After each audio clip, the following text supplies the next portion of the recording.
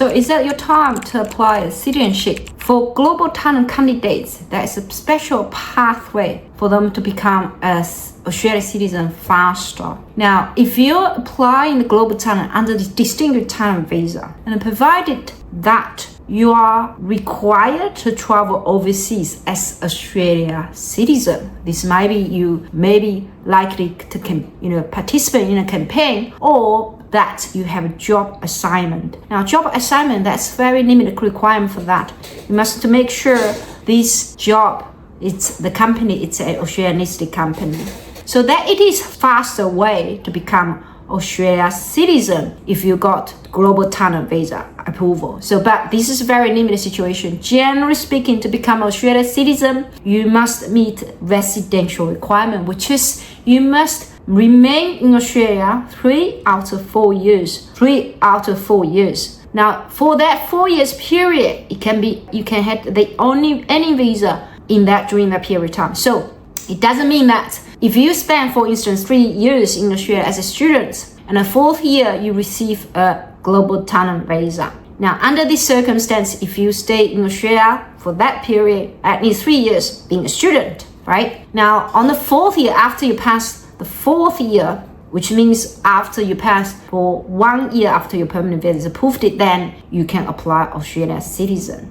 So this is very important. The 4 years period, you only need to demonstrate you have a valid visa. The valid visa does include any visas such as work visa, student visa, any valid visa, meaning you stay there with a valid legal status. So 4 years periods, meaning any other visas. Before you apply Australian citizen, you must have an Australian permanent residence for 1 year. So that is a mandatory requirement. You must Australian permanent resident for 1 year. Now, exceptional outstanding threshold. So what is considered as outstanding? So candidates receive Australia Global Talent Visa subclass A58 or 1 to 4 does not mean by definition that they also qualify as exceptional under the requirement of citizenship. So because your Global Talent program that you got permanent visa approved due to the exceptional and outstanding requirement met,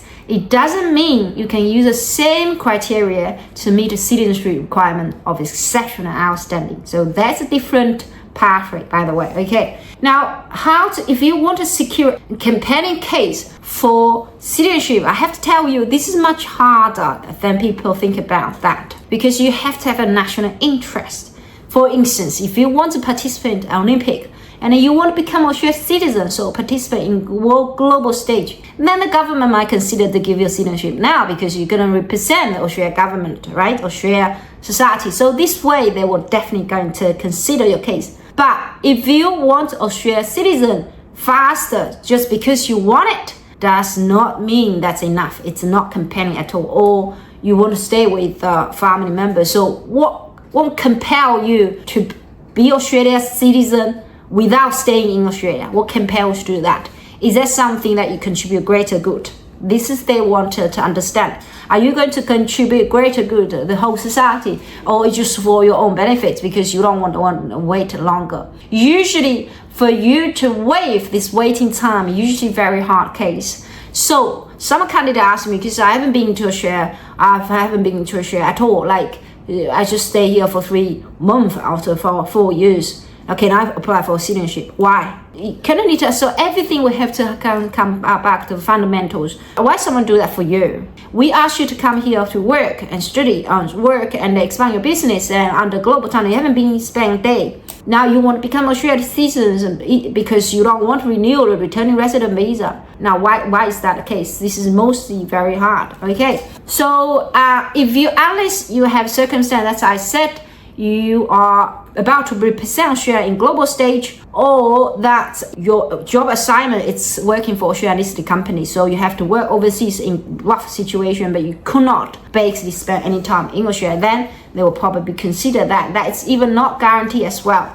Now, for citizenship application, just by the way, if you don't know, how long you spend in Australia, right? You have to demonstrate that 3 out of 4 years in Australia. If you don't know how long you spend in Australia, you can actually calculate, you can ask for travel record from your apartment. So this is not a very hard application. It's easy one. Fill out form. So travel record can be obtained in about few weeks time. If you don't know how long you spend in Australia, then just to be safe before you apply, then you want to download a travel record. However, even you don't have that travel record, you don't want to apply, if you submit the citizenship application, generally speaking, the system is able to calculate you. They will calculate your stay in Australia. So if you stay less than 3 years out of 4, and you spend less than 9 months out of 12 months during the last 1 year before applying, then the email system will not let you go through it. So this is whole information about that. I hope this one helps you. You don't forget to subscribe our channel or leave a comment below. We have a contact form below as well, and if you have any questions, simply just send us an email. Thank you. Bye bye.